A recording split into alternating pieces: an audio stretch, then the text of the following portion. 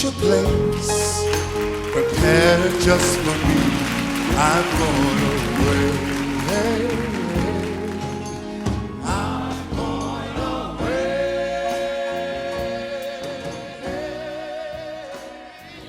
My name is Rebecca Walton. I am the niece of Zenobia Lucinda Robinson.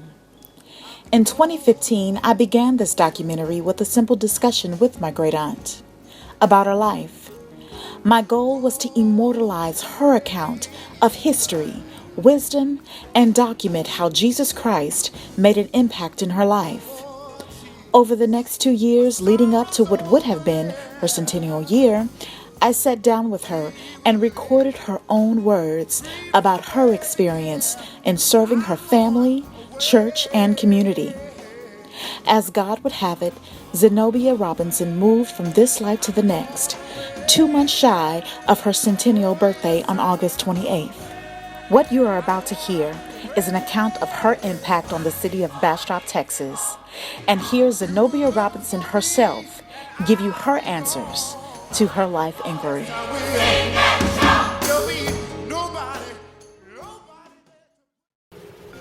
When slavery was over, the man that my grandmother worked for was Anderson. His last name was Anderson. And that's where my grandmother got her name from. She took his name, but slave people didn't have names back there. They didn't have names. And he came to Texas. He brought her with him and named her Anderson. That's why my dad and all of them got the name of Anderson, because she didn't have a name. My parents' name was Connie Anderson, and my mother's name was Emma Kellogg Anderson. My mother was the mother of 8 children. Connie Mae, Zenobia, Joseph, Rufus Kelly, Mary Jane, Maud, R. Pearl, and Emma Lee. There's all 8 of us. And I'm there, as I stated, the only one living. They all are gone or passed on. My auntie named me Aunt Pearl. At that time, she was living in Kansas City, Kansas. She had a friend that lived in Africa, and she named me from this friend in Africa. This was told to me by my mother, and so many people have asked me where did I get the name Zenobia from. It is an African name, and my Aunt Pearl named me Zenobia from her friend in Africa. My middle name is Lucinda, and that was my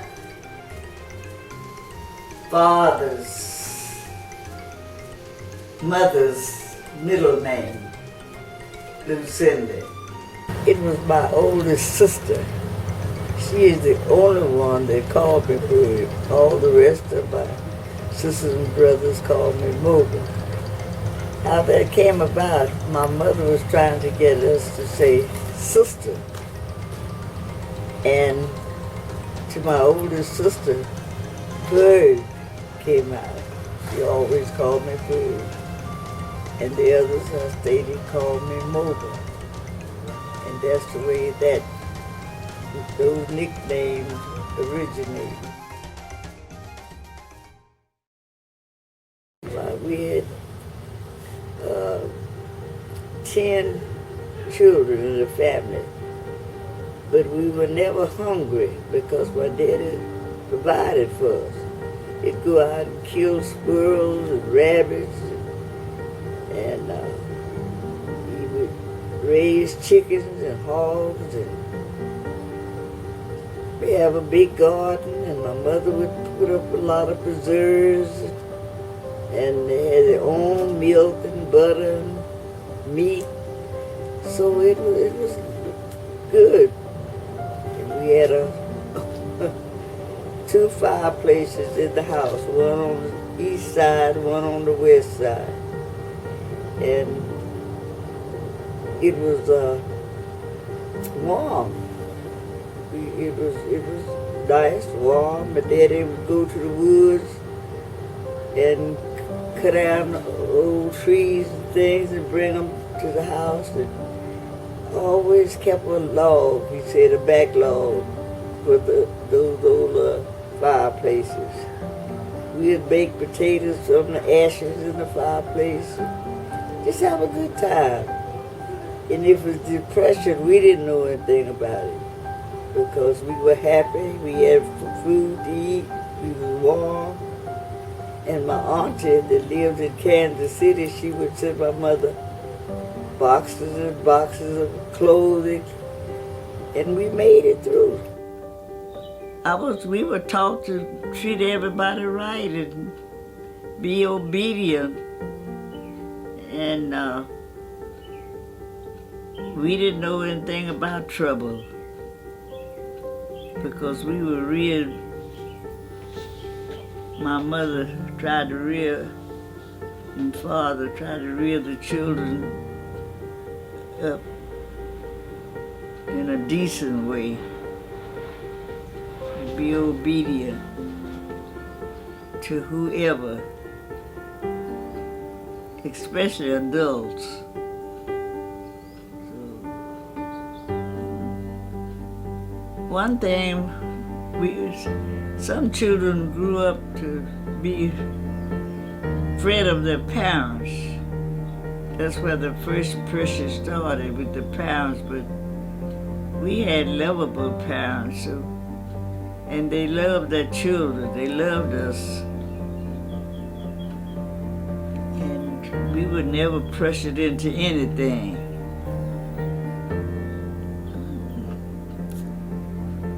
We were just a lovable family, I always thought. My mother and father, they protected the children. My first job was working for a white lady there at the restaurant. And to make a little extra change for me, I would work for her on Saturdays. And I recall the first cake I made for her. And the cake didn't come out right. I put it in the oven after I got it made up.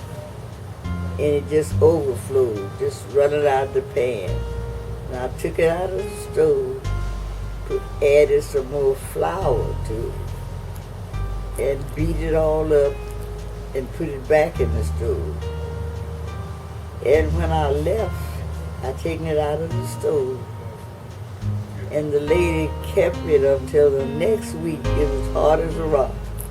It just didn't succeed at all. That was my first cake baking at her house. And we had a big laugh over it. She just kept it to show me how it turned out. As a girl coming up in the neighborhood, I loved to do hair.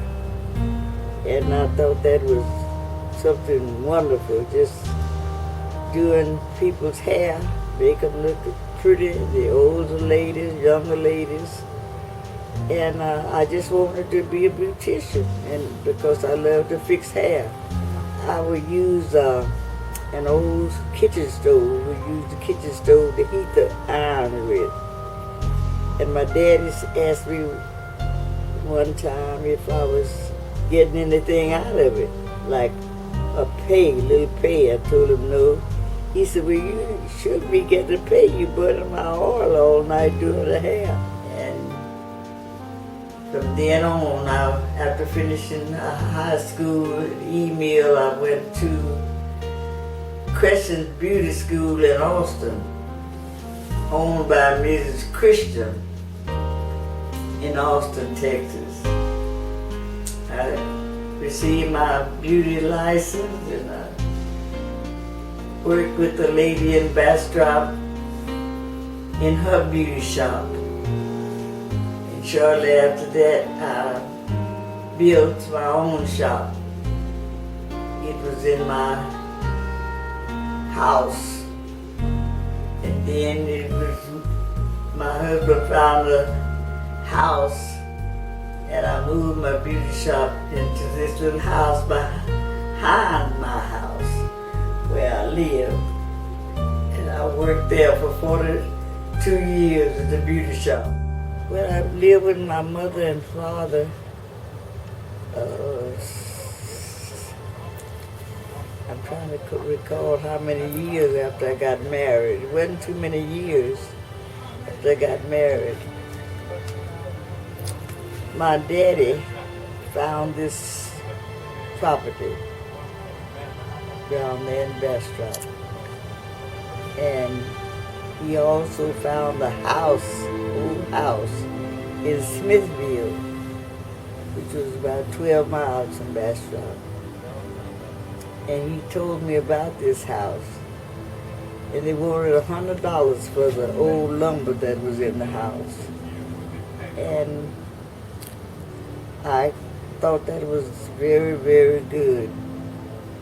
So we purchased the house, the material out of this old house. We purchased a lot from a neighbor there in Bastrop. And we built the house from that old lumber where I'm living now. And my husband, his name was Clanford Robinson. And my auntie had finished school in Tuskegee University. And walking home from the station, she stopped by my mother-in-law's house to see her.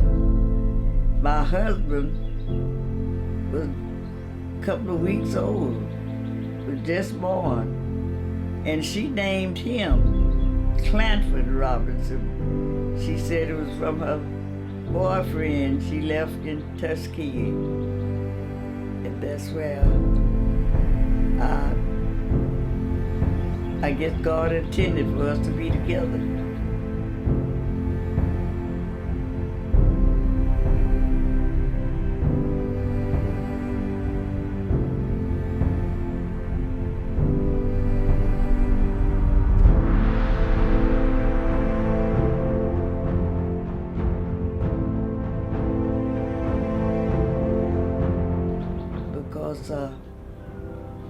I wasn't even born.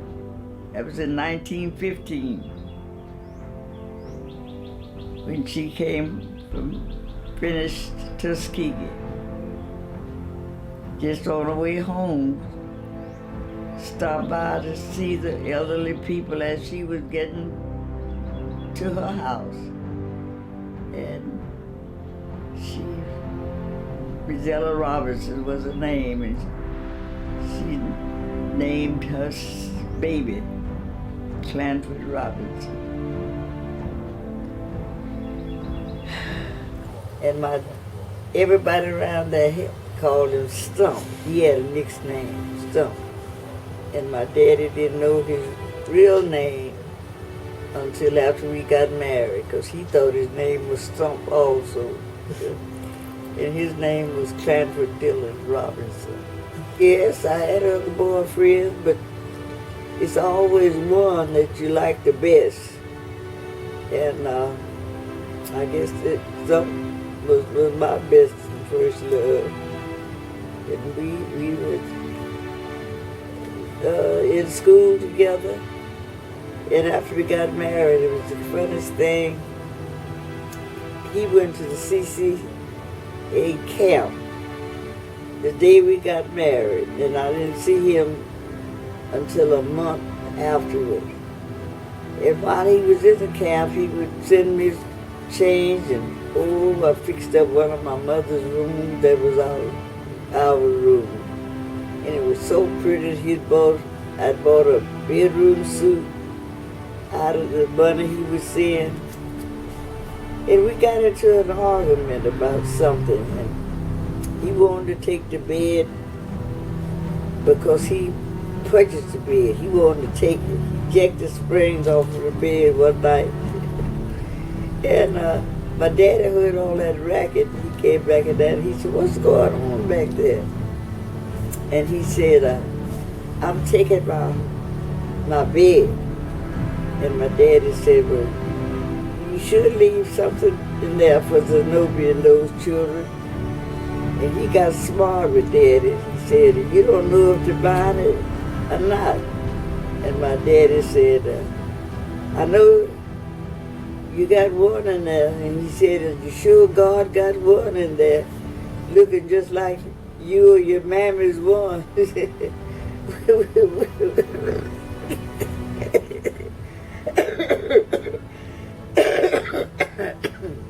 It tickled me so. It tickled me every time I tell it. Because when Daddy said that, all the other sisters, brothers heard him, and we just hollered and laughed. He said, "Daddy, put him in the dungeon." He got so ashamed, he just left. And my daddy said, "Yours or your mammy's one." And when he said that, we just bursted out laughing. It was so funny. But we had a nice long living together, because we stayed together and lived until he passed. And that was 46 years. We had been married 46 years when he passed away. But anyway, we had a good life. That's 1935 is when my first child was born, Ina. And my auntie named her Ina from her friend that lived in Kansas City. And her husband's name was Levester, and she added the Levester to Ina's name, Ina Levester Robinson. And after she was born, it wasn't too much I did for about a year, but I went to beauty school shortly after that, and my mother kept my children.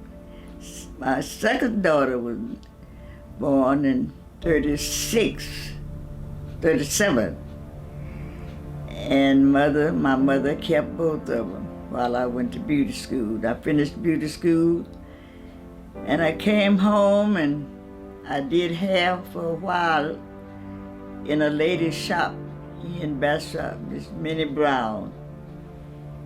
And shortly after that, my husband and I found a little house, and he had it moved on our property. And that's where I had my beauty shop, in the back of my house. And I worked in that shop about 20 years. And it burned down. And I was thinking on retiring at that time. And I didn't rebuild. I did a work here in the house, because I had some customers just wouldn't leave. And shortly after that, I did retire. And after retired, I started working with the Kerr Community Center and at the hospital, volunteer work. And then after that, I just started working more so in the church. And I worked from that time up until now in the church. I held 7 offices in Paul Quinn AME Church. Every time somebody would ask me, would I do this in the church? Would I do this? Would I be this secretary, treasurer, president? I accepted it.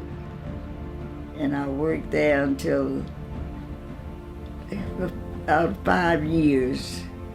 And then I started giving up the offices I had.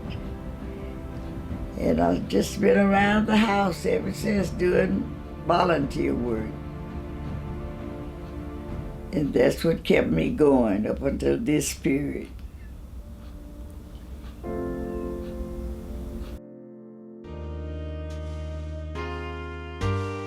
I'm Doc Jackson.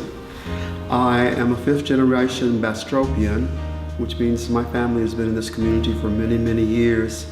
And I have known Miss Robinson, or as I've been honored and privileged to call her, my dear, for many, many years.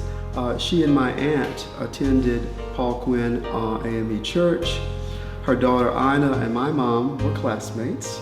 And her sister, Ari Penn, was my godmother. So I have been unofficially a part of this family for many, many years.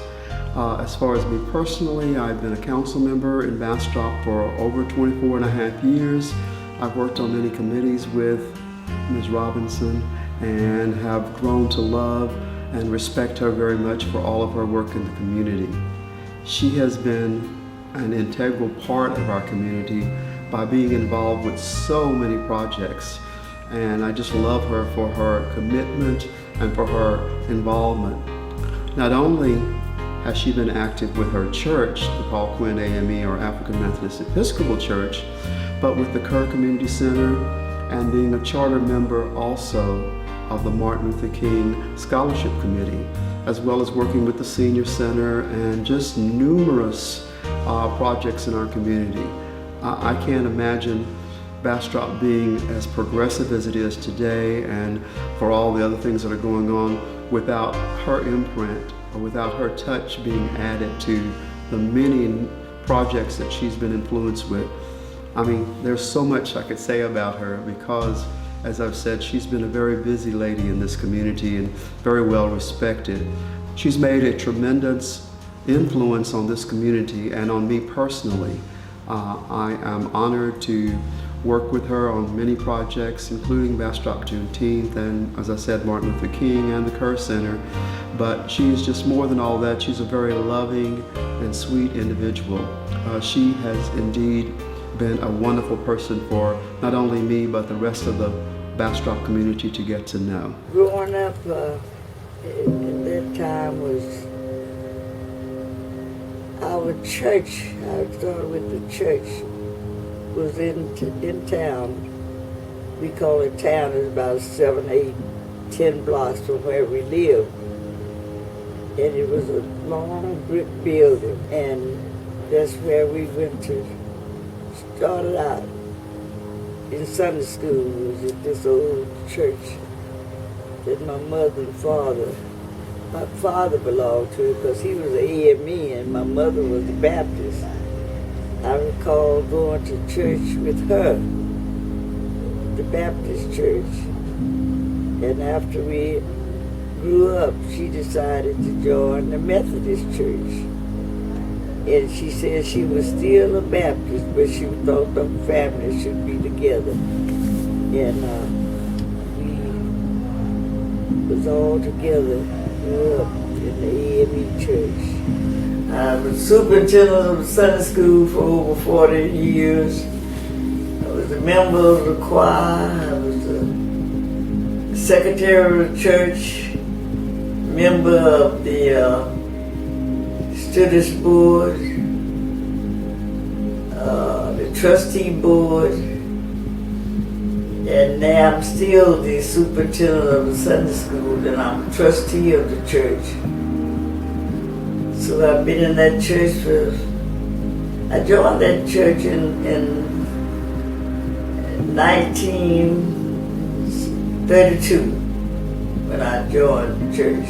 January 12, 1932 is when I professed religion and joined the church. After you get, my mother told us after you get a certain age, especially around about 12, you're supposed to join the church. My name is Reverend E.D. Johnson, and I'm the pastor here at Paul Quinn African Methodist Episcopal Church, located here in Bastrop, Texas. My assignment came in 2010 from the planning meeting under the leadership of Bishop Ingram, who asked me to come to this church. On my arrival here, I met with all of the members here, and I got to know Mother Zenobia Robinson, and to my thanks to her, I'm a better pastor than when I first got here. Mother Robinson has so much knowledge about the African Methodist Episcopal Church. She's been born and raised here. She can talk to you from what it means to be a steward, what it means to be a trustee, what it means to be a lay person. She has done every aspect of the church besides being the pastor. But if you ask some pastors, they might say she's probably the pastor too. But that's on a sense of humor, because she just has so much information to give. She taught me how to love people and give people the opportunity to grow. When I got here, Mother Robinson was doing many things. She was the trustee, she was the steward, she was the Sunday school. She did every cap, and she was wearing so many hats. So we kind of got into it a little bit about her wearing so many hats. So she didn't like me at first, because I made her take some of them hats off before she can just kind of just deal with a couple of hats. So we got off a bad vibe at that, but we learned how to get past our differences. We learned that we can love each other even though we might have our disagreements. I can always go to Mother Robinson and ask her any questions about the discipline of the church or what it means, her interpretation. She has dealt with many pastors. From my knowledge, I'm born and raised in this church, so she has a lot of history. She's seen a lot of pastors, and the one thing that I give her respect for is, young as I am compared to her age, amen, she never ever disrespected me as far as being the pastor of the church, amen. Even though she may know more than I know, she never ever not given me the honor that's due as a pastor. She has worked with me in many occasions. She has worked with the community. She's been a part of the Martin Luther King Society. She's a liaison. You cannot find out one person in Bastrop who do not know Mother Zenobia Robinson. She is a cornerstone here in Bastrop. All right. Miss Robinson walked in Bastrop as an example. We used to call her the church lady. I said, when I grow up, I want to dress like that. She had some bad suits. And she had the jewelry and the hats to match. But when Miss Robinson walked across that street and stepped in this building, she was about God's business first and the AME second. You're going to learn the Bible, and then you're going to know the AME way. I know it no other way. You're going to get all of those things. We went through what God did in 7 days. We went through the catechism and all this, the firmament, and all that. Why am I going to use this? But Miss Robinson made sure that children were going to get the Word of God, and she was making sure that you were going to get the AME way. Now, at that time, I don't know about some of y'all might still be doing it, but we were in church till like almost 2 o'clock. But you were going back at 4 o'clock. And you weren't going to see no grown-up but Miss Zenobia Robinson. You were going to be in ACE League, or you were going to be in the YPD, but you're going to be learning the other parts of the AME church. I tried to emulate Miss Robinson so much at home. I was playing church, and my brothers and sisters called me churchy. When he mentioned this, he said that Sister Robinson, we're going to have a birthday celebration for her. I said, what? He said, yes, we're going to have a birthday celebration for you. And it turned out, Reverend, just like you said. I'm just so happy for you, Reverend. Always. We have had wonderful ministers here in Paul Green, and I followed right behind every one of them. I like to work in the church. I've worked in the church for years and years, and I'm not tired yet. All right. And I like doing church work. And I went to a lot of places all over the United States, going to different meetings. I went to 4 general conferences, and I started in 1948, and I went until 2002. And I still love the AME Church. I don't know no other church but the AME Church. And practically everybody now know me from working in the church and in the community. I see some of the elderly people older than I am. Say, you still working in the church? And I tell them yes. I meet them at different meetings from now. And I just love church work. So.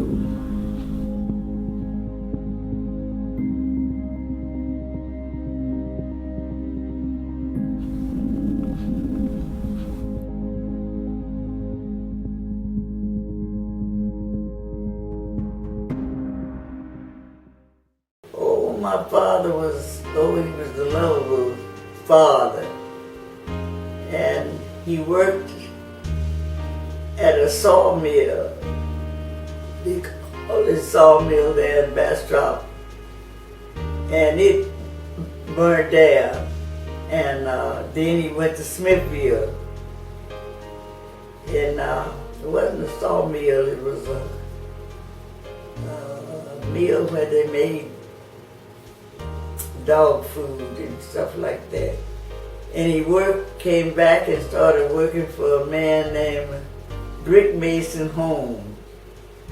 And the mayor that lives in Bastrop now lives in the home who my daddy worked for. He lived in that home. That house is still in Bastrop, not too far from where I live. Tom Scott, he Let me lives. tell you a little background. My wife and I were looking for an older home to redo. And of course, you know, Bastrop is quite an old town. It predates Austin. It was a crossing point of the Colorado River for the El Camino Real, settlers coming from America that were migrating to Texas. And some of these old structures are really dated. And we found an old home that was a 19th century home and fell in love with it. So we decided to move here and we restored it. The town has stuck on us. We turned around and commuted to Austin for another 20 years or so before we retired. And so now we have the luxury of being here all the time. I've tried to contribute to the projects that Ms. Robinson and her two great friends that I've also had the joy of knowing, and that was Otha McDuff and Jewel Hodges. I was very fortunate to be able to be involved with them, and still am with Ms. Robinson in the Dr. Martin Luther King Scholarship Committee, which is in its 30th year. Those other two women I mentioned were co-founders also of that group. Ms. Robinson and Ms. Hodges and Ms. McDuff also worked together to create our food pantry, and I got to be involved in that also. The third nexus of all of this was in 2007, we completed the restoration of the Kerr Center here, and Ms. Robinson was on the board. Ms. Hodges was involved, as was Ms. McDuff and others. And this used to be, it's been around 100 years now that this building has been in use as a community center. Along the way, it has served many other functions. During World War II, it was served as the USO for the black troops that were stationed out here at Camp Swift. Miss Kerr was a wonderful lady. She loved children, and she was a music student there in Bastrop for a number of years. And Miss Kerr, she was a music teacher and the pianist for Paul Quiniemi Church. Her husband played the violin in the choir, and she played the piano. And the Kerrs were just outstanding people there in Bastrop, leaders of the community. and she and her husband built a building, and it was named from them, Kerr Community Center. And it still is in operation now. The building was built in 1914. And we still use that building. It's a community center now. And they're going on, but their name still is very familiar in the community, which I believe it always will be.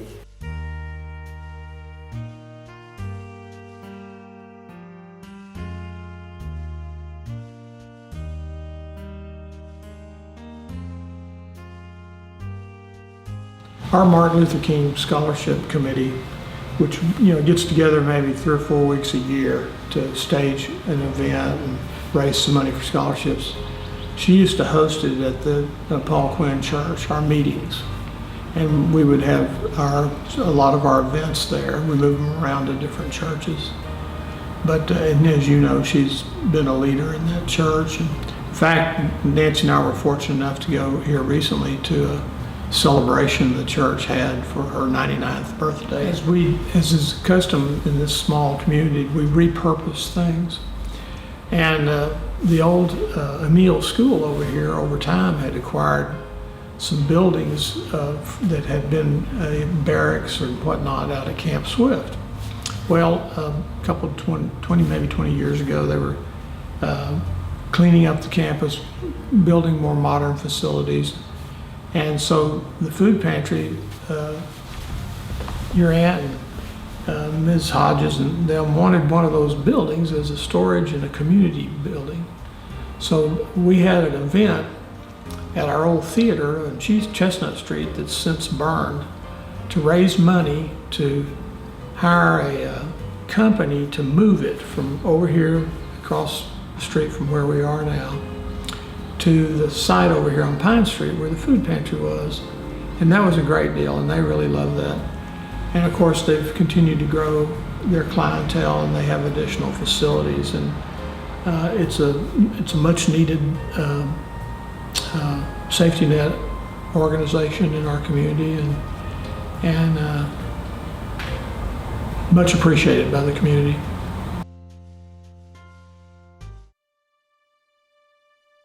I recall my mother stating that in days that was past and gone, the women folk didn't work like they work now. They just stayed at home and reared their children, and the husband went out and worked. But now, women hold down jobs just like a man do, and rear their children also. But they have to carry their babies and children to babysitters. But in those days, the wife stayed at home, and that made the women folk more independent after they got out and started working for making money on their own. And they could do these things. And they're still working, independent. And I'm sure they almost get equal pay now for what they do and versus what they did before. Because my mother took in washing and ironing, and most of the women did. That was the way they made their extra money. But now, children, girls are being educated, and they're holding down good jobs and getting just about equal pay for what they're doing. And some of them are working side by side with a man. When in those days, women was at home. They didn't know what it was to get out and work. And seemingly the man had advantage of them, or took advantage, because they felt that they was the head of the house and the woman didn't have to get out and work.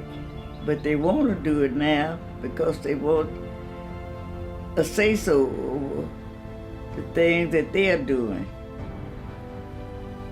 And that's one of the things they speak about now.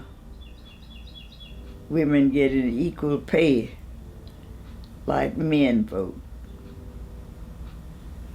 So I think it's complimentary of what the woman is doing. We have a lady running for president now, Hillary Clinton. And it wasn't nothing like that back in those days. A woman thought about running for a president. But they have the equal opportunity now. And the young people should go to school and learn and further their education so they can be equal to their spouses. I think it's something wonderful. I felt like I wanted to be independent because I just wanted to be independent. It's some things that a woman wants to get for herself. If her husband is supporting her, she just wants to get some things for herself. And I believe in being independent. Because sometimes later on in life something might happen and you're left alone, then what are you going to do? And you don't have an education or you don't know how to do this or that. And you're just lost. So I believe in independence.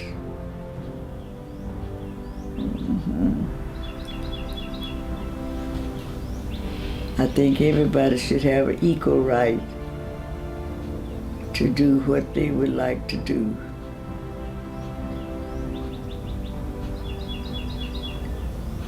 And that makes you strong.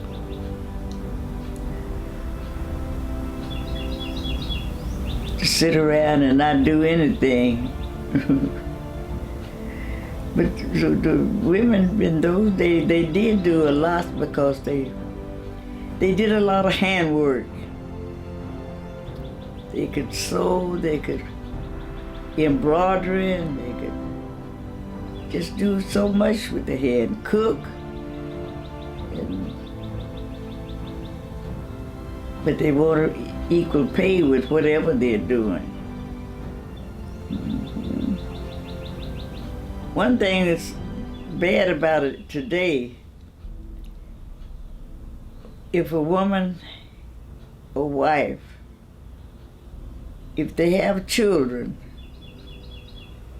they have to carry their children to the babysitter.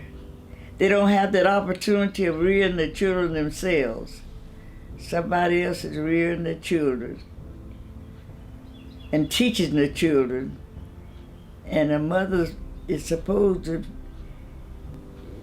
teach their children and love their children, because the child, if a young child don't know anything, grow up with the babysitter, they gonna think that babysitter is their mother.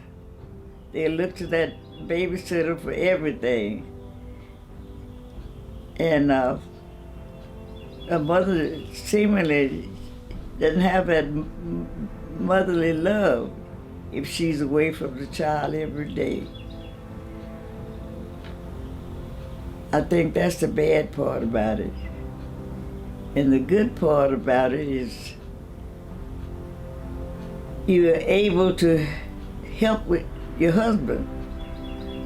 A lot of things that you want in life, and it's too much sometimes for the husband to carry. And if both of you working for the same thing, for the common good of everything, that's the good part about it. Work together. So it's a good and a bad. But you have to know how to separate the bad from the good. can work together and accomplish things together. I think that a wife doesn't like the word of being obedient to the husband. They want to be shoulder to shoulder. They don't want to be behind. They want to be side by side. And they want the wife's respect. And a wife should give the husband that same respect. So that's what I think about the wives of today. Work together as a man and a wife. But if one is pulling one way and the other one is pulling another way, they won't make it. They won't get along. They will not make it. That's what I like about so far about my niece Angela and her husband. I'm not with them day in and day out, but it seems like they're working together. And you just can't make a person, a grown person, do like you want them to do. As long as they're supporting you, love you, and let God do the rest. If he see fit to go to church, he'll go. But don't drive him. Because sometimes when you drive a person, they get that further away from you. Let God take care of that. You just do the praying, and things will change.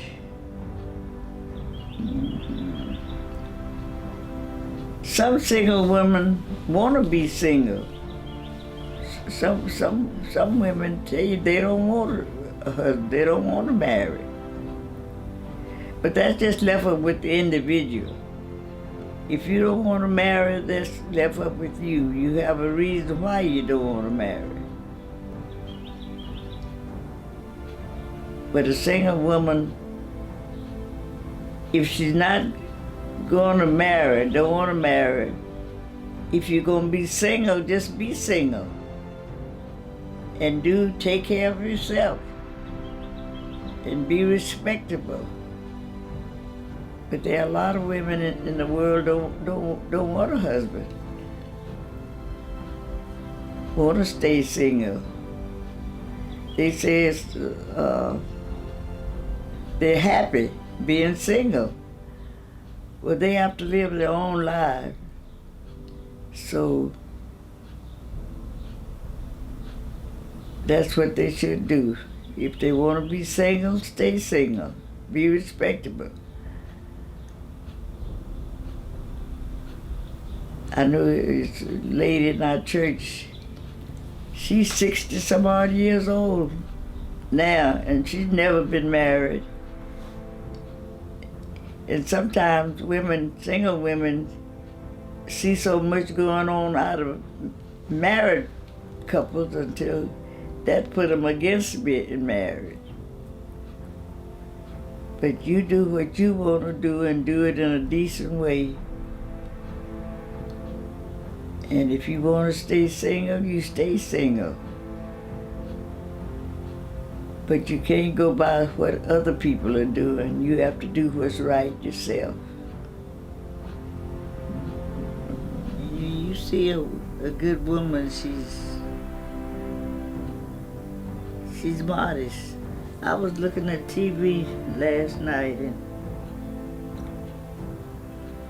it's not too long or not, I believe, before people, especially women, will be on the TVs just naked, just showing all their body. I don't think it's right. It doesn't look right to me. But you have to be modest.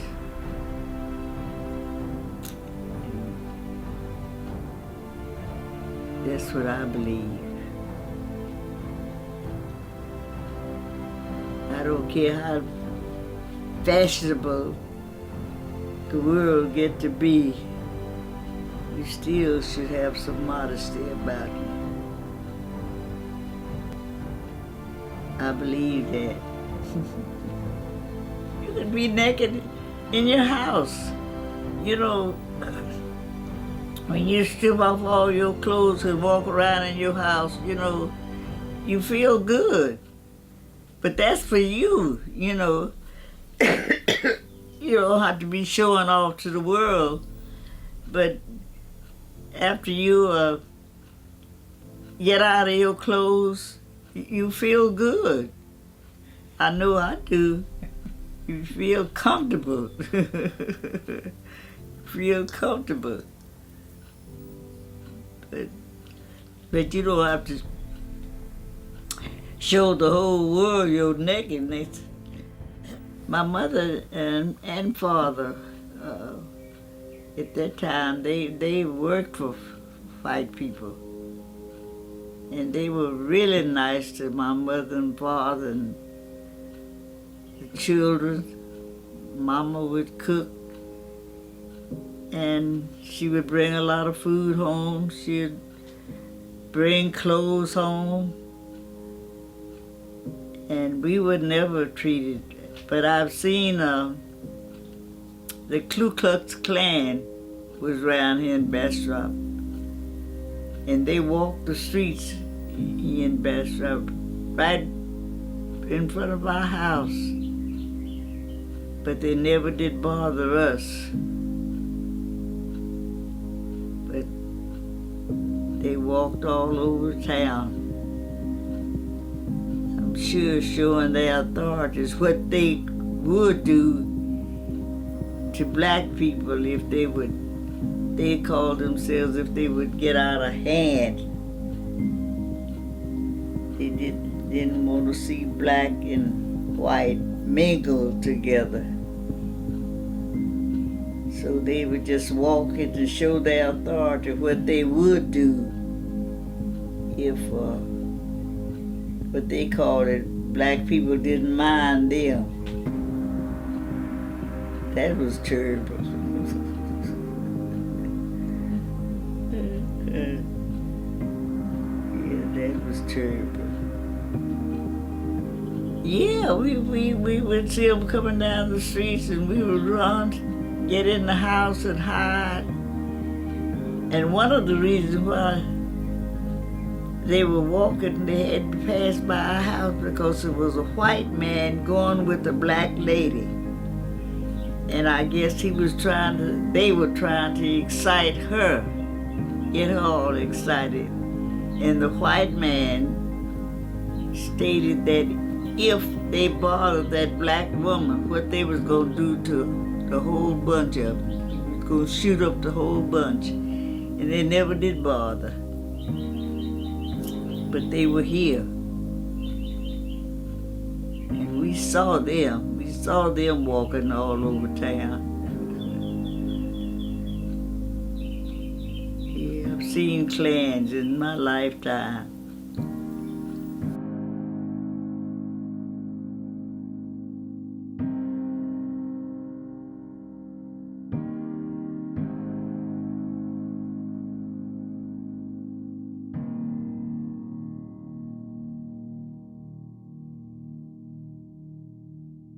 Okay, my name is David Locke.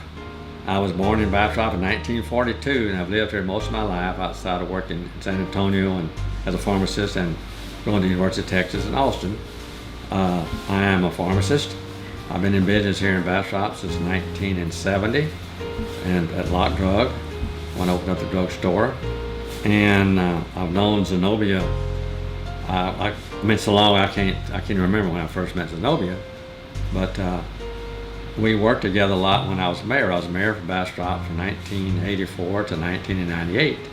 I was mayor for 14 years, and always enjoyed Zenobia. Zenobia is one of these type people that she's calm and dignified type person that really, I don't know, Zenobia just comes across as a very nice person.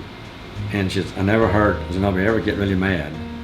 And when I was mayor, the worst thing I could do when I was mayor, we'd always have some speeches. We'd go to functions and we'd always have speeches. Well, if you didn't know it, Zenobia was a very good speaker. She was very witty and entertaining and informative. And I always had to follow Zenobia. And every time I would do that, I would say, man, she is one hard act to follow, because Zenobia would have everybody in stitches laughing. And they would, you know, it was an informative speech, but it was so entertaining too, that I would tell her, I said, Zenobia, I just hate to follow you because you're one hard act to follow. But that's the way her life is, you know. So Zenobia is just the type person that you like to be around. And like I say, we did a lot of things together when I was mayor. Zenobia had a real sense of involvement in her community, and I appreciate that, since so many people are not involved in the community. But Zenobia was. And we had a mutual friend, Ms. Jewel Hodges, that they were real close friends, and we all worked together in the city of Bastrop. I didn't get to finish my education like I would like to have after I grew up and knew what education was really all about. That was a crisis to me growing up in 20s, because I see now where I could have used a better understanding of life. And I think about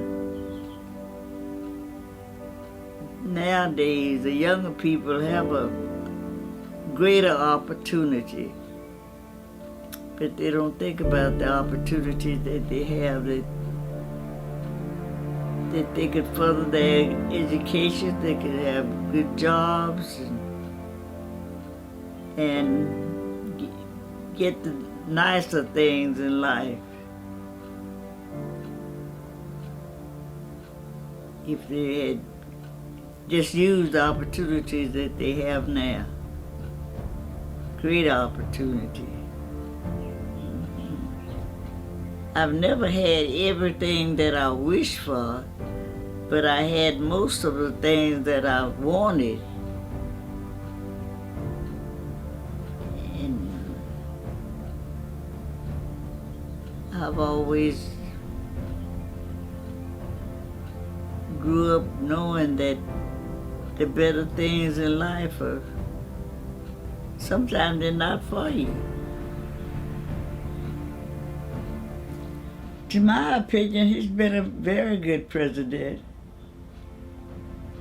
He wanted to be the president, and he wanted to be a good president, to my idea.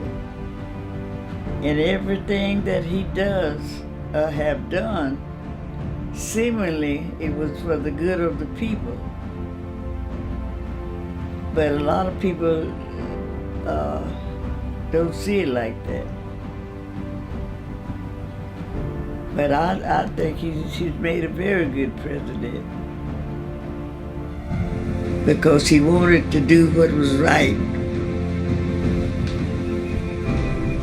Not only because they say he's a black man, but he wanted to do what's right to my ideas for all races.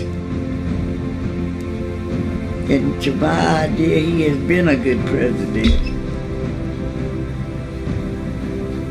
Seemingly he's worked hard trying to be a good president.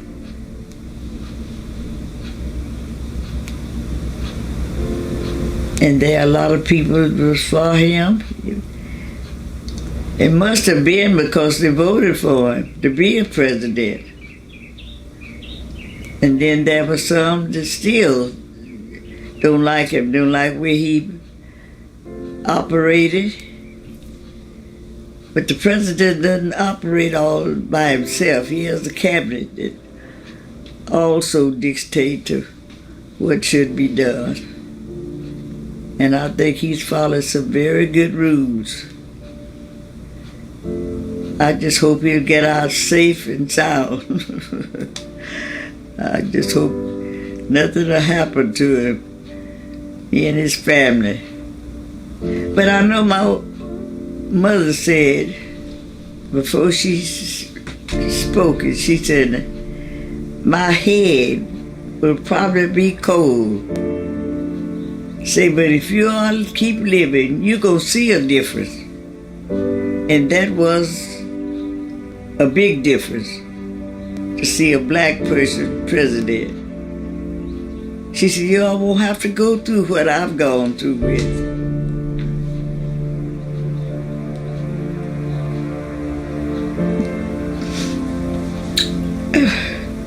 When I think about it, it was so true. It was so true that what she said. She said, I might not live to see it. My head will be cold. But you children will get to see a better life. And that's true. The black people a long time ago went through some hard things. Hard. Some of them never know their relatives. Coming over here on the ship, so many thousand of them died. The bodies were thrown off in the water. And that was her remarks, that you all would see a better life. And we have seen it. I've seen it. I've seen a better life than my mother had. I've seen that better life. And it is a better life. And I just hope that the young people that's coming up will see it and make good of it. Try to make something of themselves. Try to be independent. Try to be intelligent. Go to school. Try to learn. Learn how to treat your neighbor. And that's what the Lord wants. He won't want us to treat each other right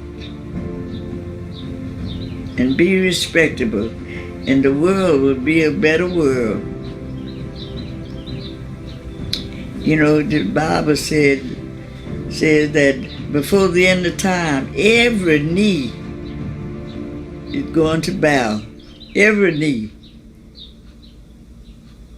Those that are still living, when the time comes, you have bowed before God. Because he's not coming until you recognize that he is the Lord. He is Savior of the world. I believe. And I didn't get that just from hearsay. I got a lot of my teaching from my mama. And she tried to teach us right. So, and it's going to be better. I've seen a whole lot.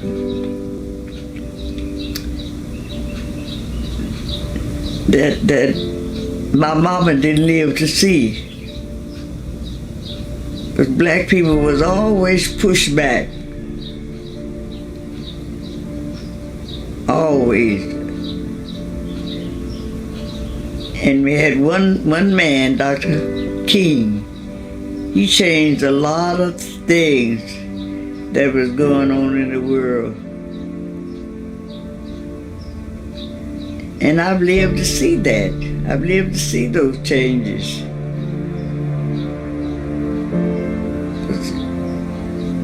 Negroes couldn't do this, you couldn't do this on account of somebody higher over you thought they were better than you, and you weren't allowed to do certain things.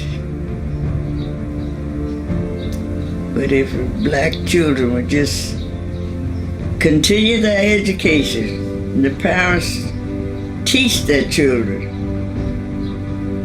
long time ago, parents used to teach their children, but parents don't teach their children like they should. You said the children are teaching the parents, and it's just about like that.